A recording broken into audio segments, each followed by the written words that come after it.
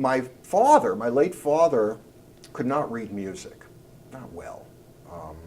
He had a great ear. And I sang with him in choirs from when I was 6 to when I was 13, until my voice changed.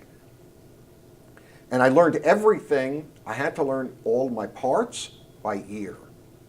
Now, I didn't know if you had told me, oh, by the way, that's oral tradition.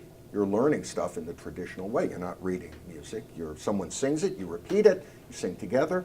Well, I didn't realize that I was learning how traditional music has been transmitted for generations. So when I went down south and someone says, oh, let me play this for you, I knew immediately how to process music played and to translate it immediately, rather than saying, well, hold on, let me write this down. And you have to write the music out and then play it from the music and then you relearn it. No, I was very fortunate that my father, sometimes I wish I could read dots, but it was an amazing, fortuitous skill to have learned chazonis and all of the modes and scales, the entire repertoire.